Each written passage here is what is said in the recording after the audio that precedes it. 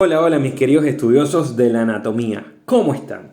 Sean bienvenidos a otro nuevo video anatómico de este canal, Anatomía Fácil por Juan José Sánchez. Hoy les traigo la primera entrega del 10º par craneal. Hablaremos del super archiconocido nervio vago. Sí, es digamos una serie de 2 videos. En este primero le hablaré acerca de su origen real, su origen aparente, su trayecto y sus relaciones. Y ya en el siguiente video hablaremos de sus ramas, su distribución. Este nervio vago, llamado así por su realmente recorrido errático, recorrido largo, andaba vagando prácticamente por el organismo, así le dieron el nombre. Y a pesar de que hoy en día conocemos, antes se le conocía muy poco su función, hoy en día conocemos casi exactamente lo que hace, bueno, ya se mantuvo el nombre de nervio vago. Hay algunas literaturas que lo conocen bajo el nombre de nervio neumogástrico, ya que vamos a ver que es un nervio, un par craneal que nace a nivel del tronco encefálico, pero tiene inervación en estructuras torácicas, como el pulmón, por ahí el nombre neumo, y porque llega a la parte esplácnica, la parte abdominal. Entonces por eso lo llamamos gástrico. ¿Ok? Pero sin embargo, casi universalmente lo van a ver con el nombre de nervio vago, del latín vagus. Entonces es el 10º par craneal. Vean que ya estamos terminando prácticamente todos los videos de los pares craneales en orden, de acuerdo a su origen aparente en el tronco encefálico. Él pertenece al número 10. ¿Ok? Recuerden que hay un nervio vago del lado derecho y un nervio vago del lado izquierdo, que bueno, aquí todos los del lado, perdón, este es el izquierdo y los del lado derecho están cortados. Entonces este nervio vago es un nervio mixto. ¿A qué me refiero con un nervio mixto? Que tiene gran componente motor, gran componente sensitivo y un gran componente vegetativo parasimpático. De hecho, de los pares craneales que tienen componente o que tienen núcleos parasimpáticos, este es el más importante sin duda, donde como le digo yo a los estudiantes, donde usted ve al nervio vago metido, probablemente es porque está llevando inervación parasimpática. Entonces, de los pares craneales parasimpáticos, que son el tercero, el séptimo, el noveno y el 10º, este es el más importante desde el punto de vista funcional. Es el bastión del sistema nervioso parasimpático. Entonces, ¿cuáles son los orígenes reales del vago? Que bueno, vamos a ver que tiene 4 grupos de orígenes reales.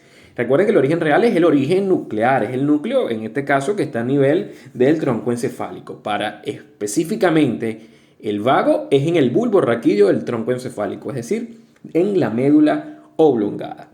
Entonces, estos núcleos los vamos a dividir en núcleos somáticos, que tienen que ver con estructuras derivadas del soma, y núcleos vegetativos, ¿okay? Que tienen que ver con el sistema nervioso autónomo. Con respecto a los núcleos somáticos, vamos a tener un núcleo motor y un núcleo sensitivo. Vamos a empezar primero con la columna motora. Recuerden ustedes que el néter pone lo motor en rojo. Entonces, el núcleo motor del vago, lo llamamos así, núcleo motor del vago, corresponde a la parte más inferior del núcleo ambiguo. Recuerden ustedes que el núcleo ambiguo sirve como origen motor tanto del glosofaringeo como del vago como del nervio accesorio. ¿Okay? Entonces la parte más inferior del núcleo ambiguo corresponde a la parte motora de este nervio vago. Específicamente, este núcleo ambiguo se encuentra a nivel de la formación reticular en el bulbo raquídeo.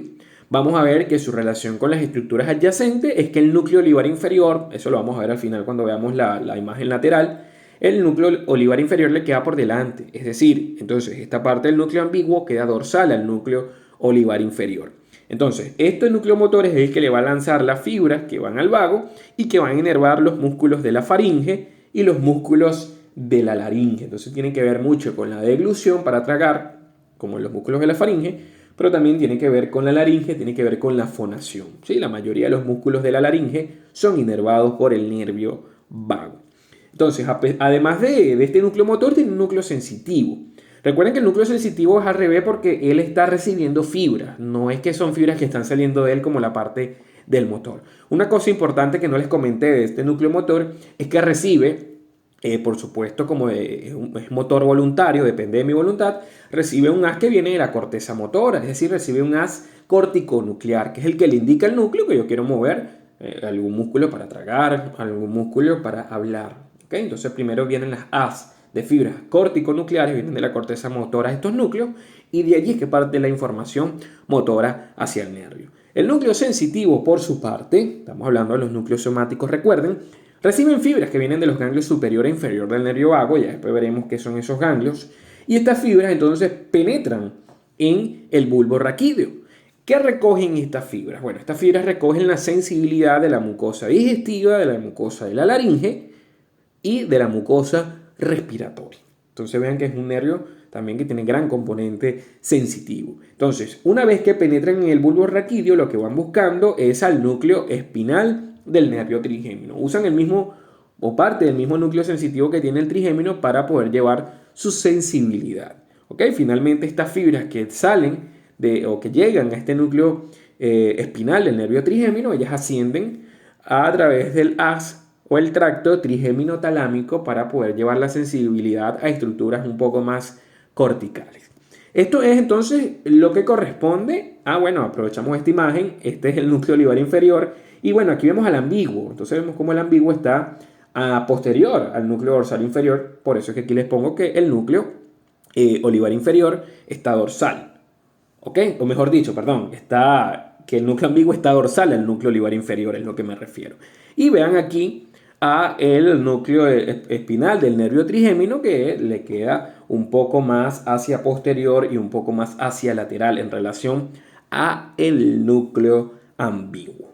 Vamos a hablar, ya hablamos de los núcleos somáticos, vamos a hablar ahora de los núcleos vegetativos del sistema nervioso autónomo, pero antes no te vayas a despegar de este video.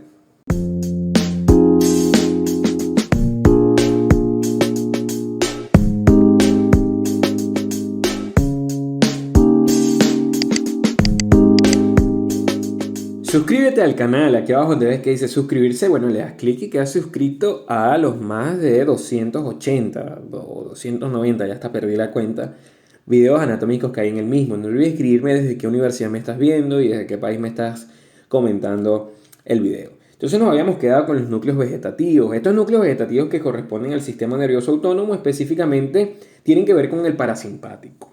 Ellos específicamente se encuentran a nivel del epéndimo que está recubriendo el piso del cuarto ventrículo. Entonces, si lo correlacionamos con el piso del cuarto ventrículo, ellos corresponden a la zona del trígono del nervio vago. Creo que eso lo hablamos cuando hablábamos de los videos de tronco del encéfalo, específicamente de cuarto ventrículo, para que sepan cuál es esta estructura. Entonces, en relación a estos núcleos vegetativos tenemos dos. Tenemos al núcleo visceromotor, bueno, un núcleo desde el punto de vista motor para algunas vísceras, ya no es para músculos, y un núcleo viscerosensitivo, que es el que recoge la sensibilidad de ciertos órganos. Entonces, el núcleo visceromotor, por su parte, es donde se encuentran los cuerpos neuronales del sistema nervioso parasimpático que viaja con el vago. Entonces aquí encontramos dos núcleos que corresponden a la parte visceromotora. Primero tenemos al núcleo dorsal del vago, ¿okay? Se llama así, núcleo dorsal del vago. Este núcleo dorsal del vago y el otro sería el núcleo ambiguo. Recuerden que el núcleo ambiguo lo nombramos cuando hablábamos del núcleo motor, pero bueno, específicamente los libros dicen que es el borde medial del núcleo ambiguo, la que se encarga de la parte visceromotora. Mientras que hablan de la parte inferior del núcleo ambiguo cuando se refieren a la parte motora somática. Entonces son dos partes distintas del núcleo ambiguo, de manera, pero aquí se lo señalé realmente completo casi el núcleo ambiguo porque es difícil señalar cuál es la parte desde el punto de vista macroscópico. Entonces, vamos a ver que la relación que tienen estos dos núcleos del sistema visceromotor es que los dos están lateral al núcleo del hipogloso, es decir, el núcleo del hipogloso se encuentra un poco medial. Y si lo relacionamos con este núcleo solitario que está en el tracto solitario, pues ese tracto solitario estaría un poco lateral. Ustedes dirán, ¿qué es ese núcleo solitario? Bueno, vamos a hablar entonces del núcleo viscerosensitivo para terminar con el origen. Vean que es largo el origen real del nervio vago. Este núcleo viscerosensitivo está recibiendo fibras, vean que esto está en la parte sensorial, fibras que vienen entrando con el vago al bulbo raquídeo y dentro del tracto solitario se encuentra el núcleo solitario. Entonces específicamente aquí se recibe la sensibilidad de los órganos, la sensibilidad visceral como tal. Muy bien.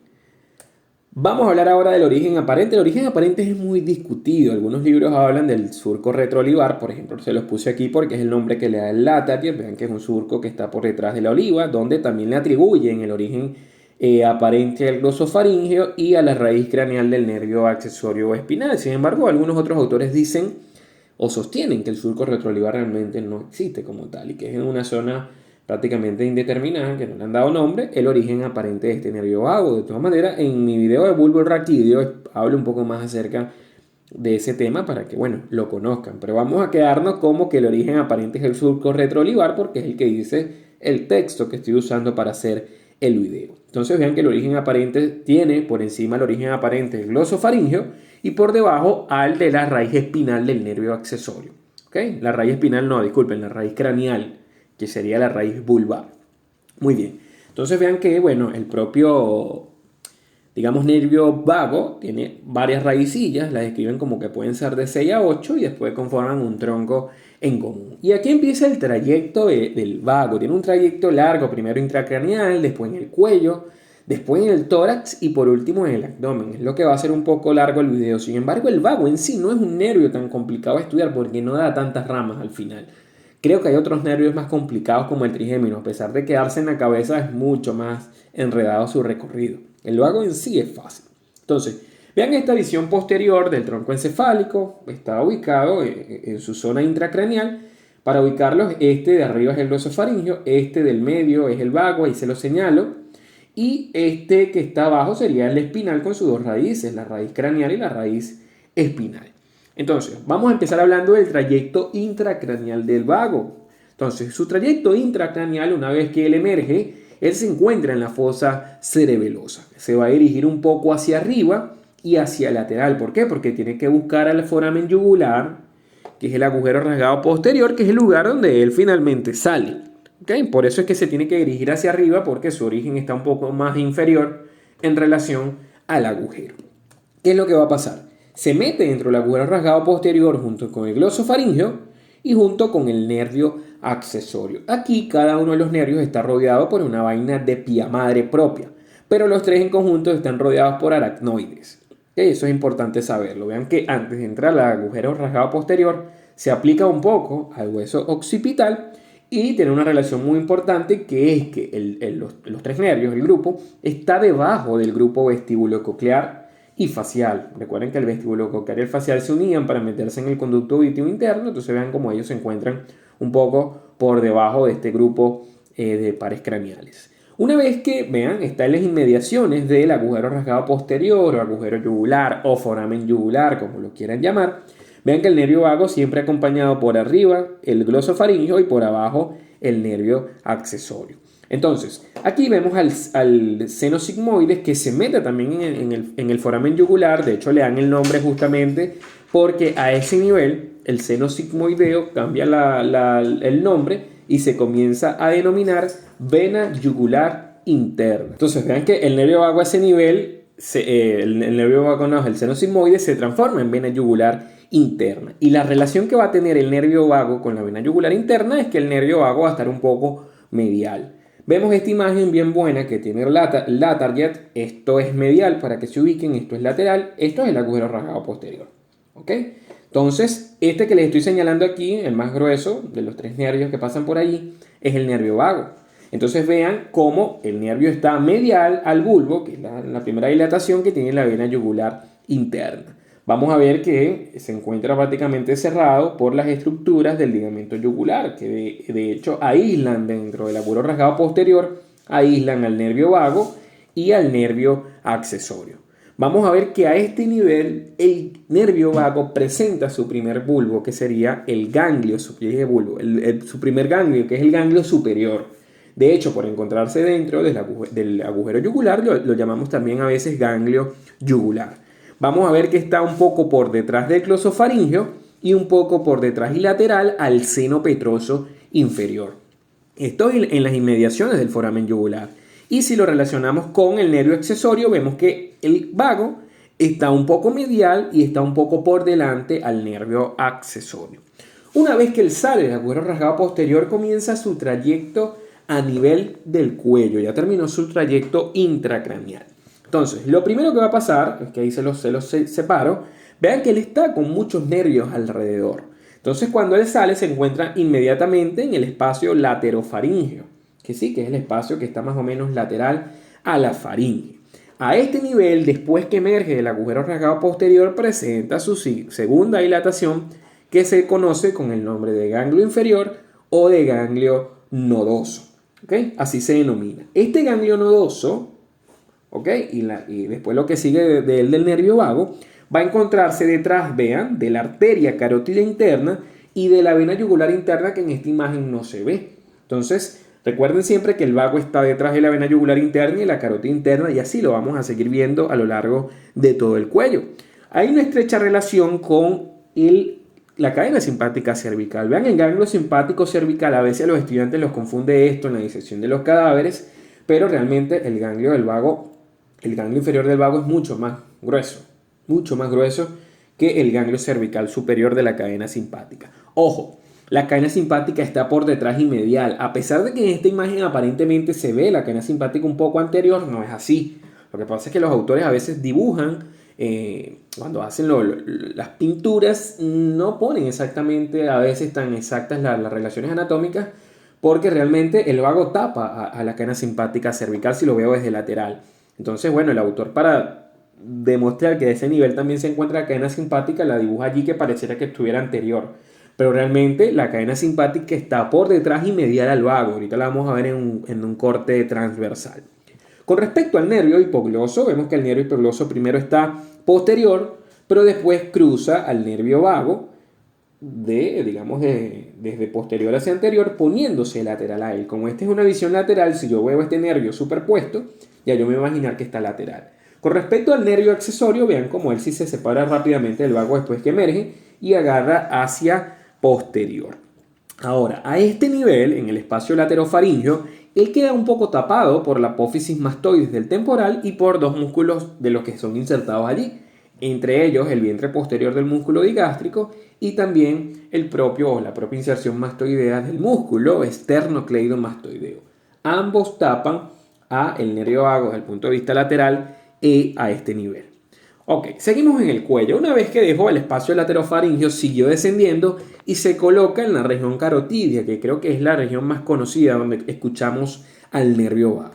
A este nivel, el vago hace un tridente con estructuras vasculares, que es el tridente que conocemos con el nombre de paquete neurovascular del cuello. Este tridente está conformado por la vena yugular interna, un poco hacia adelante y hacia lateral. Esta es una visión posterior, entonces esto queda anterior y lateral, y por las estructuras de la arteria carótida, un poco anterior y medial, de manera que el nervio vago se pone detrás de la yugular interna y de la carótida. ¿Qué es lo que pasa? Depende aquí del nivel cervical. Les explico.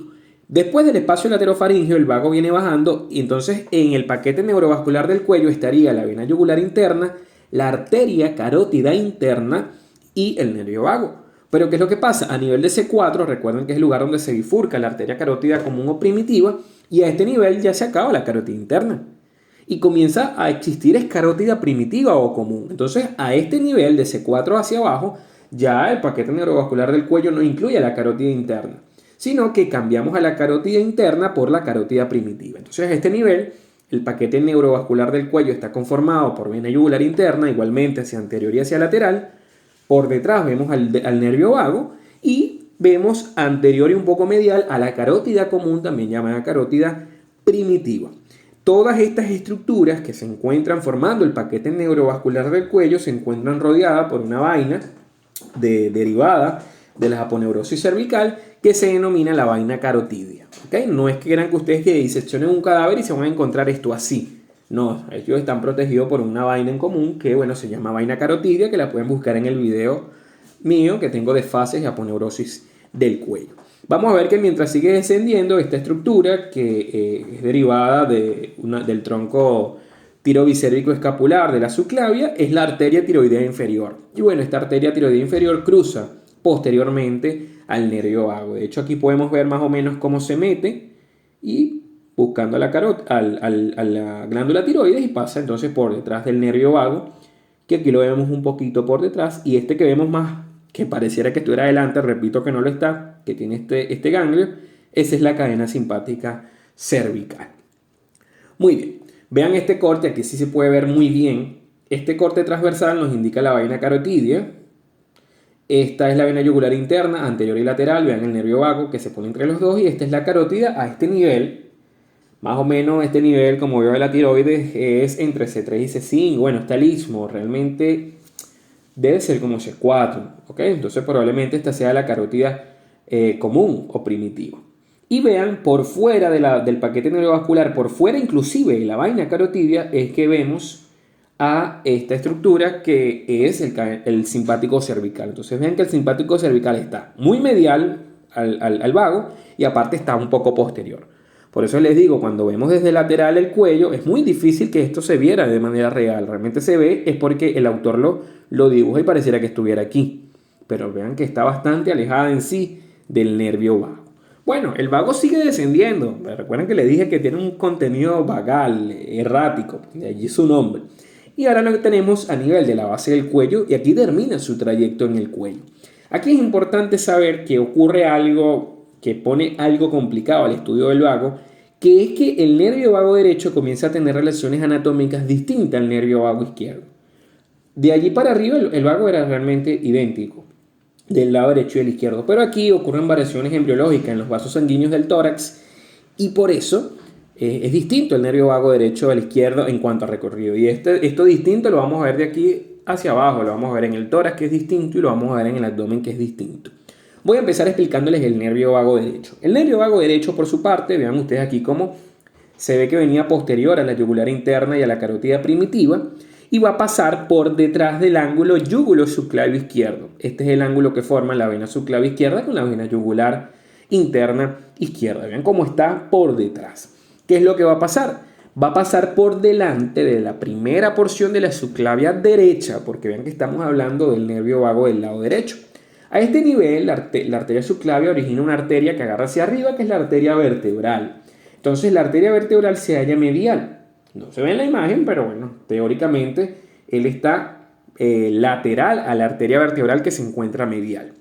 Vamos a ver que a este nivel el nervio vago derecho origina el nervio laringio recurrente, una de las ramas más, digamos, emblemáticas del nervio vago porque es la que va a inervar a la laringe. Entonces vean que el nervio laringio recurrente derecho se origina rodeando desde adelante hacia atrás a la primera porción de la arteria subclavia derecha, cosa que vamos a ver que no va a pasar con el nervio vago izquierdo. ¿Ok? Entonces, para terminar esta relación anatómica del nervio vago derecho a nivel de la base del cuello, vamos a ver que el lateral se encuentra al nervio frénico, que tiene un asa, y a el simpático cervical, que también forma un asa. En esta imagen nada más se ve al nervio frénico de hecho, pero vean cómo está bastante lateralizado con respecto a el nervio vago derecho. Cuando hablamos del nervio vago izquierdo, vamos a ver que las relaciones son algo distintas. Vean ustedes. Primero se encuentra detrás del ángulo yúgulo subclavio izquierdo. Hasta aquí, idéntico al vago derecho. Claro, yo sé lo que ustedes están pensando. Realmente yo la veo detrás de la vena brachiocefálica. Pero lo que les digo, recuerden que los autores a veces separan un poco las estructuras a la hora de pintar. ¿Okay? Entonces realmente él está, como descrito en la teoría, detrás del ángulo yúgulo subclavio izquierdo. En este caso, se encuentra medial a la arteria subclavia. Recuerden que el del lado derecho estaba anterior a la arteria subclavia derecha. Esta se encuentra medial a la arteria subclavia izquierda porque recuerden que la arteria subclavia izquierda nace en el arco aórtico, de manera que cuando empieza a descender el nervio vago, no se encuentra la subclavia. ¿Ok? Entonces, a este nivel de la base del cuello, él está realmente medial a la arteria subclavia. De hecho, se mete entre la arteria subclavia y esta que sería la carótida primitiva del lado izquierdo. Lateral, bueno, igual, vamos a encontrar el asa del simpático, vamos a encontrar el asa del nervio frénico. Fíjense que hasta ahora nunca les he nombrado el nervio laringio recurrente izquierdo, porque el nervio laringio recurrente izquierdo no nace a nivel del cuello, cosa que sí pasa con el nervio laringio recurrente del lado derecho. Eso es importante saberlo porque a veces en patologías tumorales que afecten base del cuello, se afecta es el laringio recurrente derecho porque es el que existe allí. El izquierdo, como nace en un nivel torácico más bajo, se afecta a veces en tumores mediastinales. Entonces, por anatomía a veces podemos entender por qué hay síntomas distintos entre pacientes de acuerdo a donde tengan la tumoración. Una relación importante también que va a tener este nervio vago izquierdo es que le va a pasar por detrás el conducto torácico. El LATAR ya no es tan específico con este conducto torácico, dice algo que yo interpreto como que está por delante, pero realmente cuando buscas en otros libros no te dice eso. Te dice es que el nervio vago está anterior al conducto torácico. El conducto torácico hace un arco después para alcanzar al ángulo yúgulo subclavio izquierdo. ¿Okay? Entonces, visto desde atrás, vean el nervio vago derecho, vean cómo hace su nervio laringio recurrente rodeando la primera porción de la subclavia y el izquierdo nada Nada. Se encuentra a este nivel, se encuentra medial a la arteria subclavia. Entonces, ya de aquí para abajo es tórax. Vamos a ver qué pasa con ese nervio a nivel del tórax. Aquí esta imagen aprovecho para enseñárselas para que vean el asa que le hace, digamos, el simpático cervical. Que de acuerdo a lo que dice la teoría, este asa es lateral al vago, a pesar de que en la imagen el asa se ve un poco medial. Es decir, el asa está lateral, así como también lo está este nervio, que es el nervio frénico. Entonces siempre sepan que depende de donde lo leas. Entonces, una vez que penetró en el tórax por la abertura torácica superior, dada por la primera costilla, a los lados, empieza el recorrido igualmente en el tórax. Por supuesto, sabemos que a nivel del tórax es muy distinto el tórax del lado derecho al tórax del lado izquierdo. Entonces vamos a ver las relaciones de cada uno en los nervios vagos, que ya aquí vienen independientes cada uno. Entonces, una vez que se encuentra en el tórax, vamos a ver qué pasa a nivel del mediastino. Bueno, el nervio vago, que es una estructura que se encuentra primero en el mediastino superior, después pasa a ser parte del mediastino medio. Él se va a colocar medial a la pleura parietal mediastínica. Pero, bueno, le estoy señalando que no es. Este es el nervio frénico, perdón. Es este que está aquí atrás. Vean que está medial a la pleura parietal mediastínica. ¿Ok? Eso es lo primero que tienen que saber. Vean que está adosado a la tráquea, muy relacionado con la tráquea. De hecho, cruza la tráquea desde anterior hacia posterior y de arriba hacia abajo. Pero él está lateralizado a la tráquea. Recuerden que él tiene una densa inervación de la tráquea. Entonces, él siempre tiene que buscar al esófago, porque con el esófago es que él penetra en el abdomen. Por eso es que se tiene que dirigir desde anterior a posterior. A este nivel, vean que lo podemos relacionar con que está por detrás de la vena cava superior. Entonces, por detrás de la vena cava superior, ahí podemos ver al nervio vago derecho.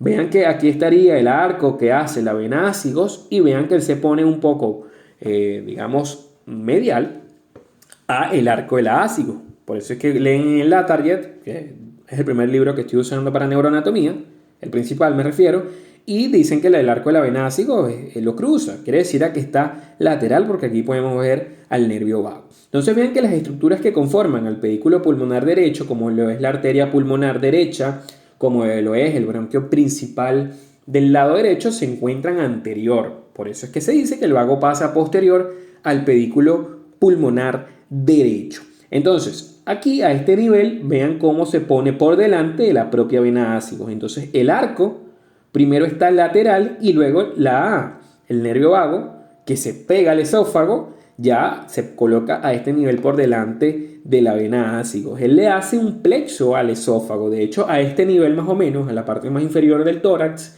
vemos que se acaban los troncos del vago, así formando troncos únicos y comienzan a hacerse una disposición plexiforme, comienza a formar como una red alrededor del esófago. Entonces vamos a ver que finalmente este nervio vago a nivel del tórax se pone por detrás y lateral derecho al esófago. De hecho, él va a cambiar su denominación a este nivel y cuando se pone por detrás del esófago dejamos de llamarlo nervio vago derecho y comenzamos a llamarlo tronco vagal posterior. ¿Ok? Es variable. Algunos libros dicen que a veces el derecho se pone anterior y el izquierdo posterior, pero la mayoría de las veces el nervio vago derecho se hace posterior y conforma o configura al tronco vagal posterior. Aquí de hecho lo podemos ver, viene el nervio vago derecho, vemos cómo después que pasó detrás del pedículo pulmonar se puso detrás del esófago y se convirtió en tronco vagal posterior. Vamos a hablar ahora del nervio vago izquierdo. Ya estamos terminando prácticamente el recorrido del vago porque ya lo estamos llevando al abdomen. Este nervio vago izquierdo, por su parte, recuerdan que en la base del cuello él estaba medial a la subclavia. Bueno, una vez que siguió descendiendo y penetró dentro del tórax, recuerden que ya tórax es a partir de la inserción de la primera costilla. Entonces, una vez que ya él llegó a las inmediaciones del tórax, se pone por delante de la arteria subclavia. Entonces, primero medial y luego por delante. A este nivel se va a encontrar por detrás de la arteria carótida común o carótida primitiva. Y vean que cruza lateralmente al arco, digamos, de la aorta, lo que se llama el callado de la aorta. Vean que el derecho siempre estaba en contacto con la tráquea. Aquí el nervio vago izquierdo no está directamente en contacto con la tráquea porque justamente este sistema de la carótida y después el sistema, digamos, del arco aórtico lo separan completamente de la tráquea. Entonces, una vez que él cruza el arco de la aorta, se coloca detrás del ligamento arterioso, que eran los restos embrionarios del conducto arterioso. Aquí origina al nervio laríngeo recurrente izquierdo. Entonces ven que el nervio laríngeo recurrente izquierdo tiene un origen realmente intratorácico, distinto al nervio laríngeo recurrente derecho que se originaba en la primera porción de la arteria subclavia. A este nivel, vean que el nervio vago tiene por delante a el nervio frénico. Aquí se lo señalo, el nervio frénico está un poco anterior, pero realmente anterior bastante separado. Aquí, bueno, no les comenté, pero el nervio vago izquierdo hace lo mismo, es decir, se pone medial a la pleura parietal mediastínica. Bueno, sigue descendiendo el nervio vago, pasa por detrás del pedículo pulmonar izquierdo, igualmente vean, detrás del bronquio principal izquierdo, detrás de la arteria pulmonar izquierda. Y luego sigue descendiendo, se pone en relación al esófago, pero este se va a poner a la izquierda y por delante. De manera que aquí también se hace plexiforme, ya empieza, van a ver ahorita en las imágenes, a configurarse como un plexo esofágico, se llama así, y él se coloca por delante y forma el tronco vagal anterior. Entonces, el vago derecho tiende a formar el tronco vagal posterior y el vago izquierdo el tronco vagal anterior. Aquí lo podemos ver, vean el vago del lado izquierdo, cómo originó al nervio laríngeo recurrente izquierdo, que a la larga va a tener un recorrido más largo que el derecho, porque este rodea es al arco de la aorta. Eso tiene una explicación embriológica que, bueno, no viene el caso, porque el derecho es así, porque el izquierdo es así. Muy bien, vean aquí cómo el izquierdo rodea al esófago y junto con el esófago penetran a través del hiato esofágico para alcanzar al abdomen. Vean que aquí ya existen múltiples conexiones entre el nervio vago derecho y el nervio vago izquierdo. Cuando llega el hiato esofágico, ya saben que penetran ya con el nombre de tronco vagal. El anterior, por delante y algo a la izquierda, porque lo formaba el nervio vago izquierdo. Aquí lo vemos, que se pierde en la imagen, esta es una visión posterior. Mientras que el derecho se pone a la derecha y posterior y conforma el tronco vagal posterior. Ahora, una vez que están dentro del abdomen, bueno, ya lo llamamos tronco vagal anterior y posterior. Aquí dejan de ser derecho e izquierdo. Primero, el tronco vagal posterior difiere mucho del tronco vagal anterior porque este tronco vagal posterior es retroperitoneal y retroesofágico. Él prácticamente penetra en el tórax, en el abdomen, por detrás del peritoneo parietal, es decir, está en el retroperitoneo. Entonces se encuentra posterior a lo primero que se encuentra el estómago, que es el cardia del estómago, y aquí, detrás del cardia del estómago, o sea, por detrás específicamente del peritoneo parietal, emite sus ramos terminales, que bueno, lo vamos a ver en el segundo video de nervio vago. Con respecto, bueno, aquí lo podemos ver, vean que él se hace retroperitoneal, porque sus estructuras van buscando también al plexo celíaco, ¿ok? Tiene comunicaciones también con el plexo celíaco. Entonces, retroperitoneal. En cambio, cuando vemos el tronco vagal anterior, vemos que el tronco vagal anterior es intraperitoneal. ¿Ok? Él penetra específicamente en el epiplón menor. ¿Ok? También lo llamamos aumento menor y esa es una estructura intraabdominal, es decir, intraperitoneal. Y este va a terminar a lo largo de la curvatura menor del estómago. ¿Ok? Ahí es donde da sus últimas ramas. Entonces, esto fue todo el recorrido del nervio vago. Vean que a pesar de que pareciera que fuera largo, realmente es un recorrido bastante sencillo de explicar porque las estructuras que lo relacionan son fáciles, son grandes. Los invito a que vean el segundo video para que entiendan cuáles son las ramas que va dejando el nervio vago en cada una de sus porciones. No olvides suscribirte al canal, darle like al video si te gustó y puedes buscarme en Instagram en @JuanPisoSánchez1315.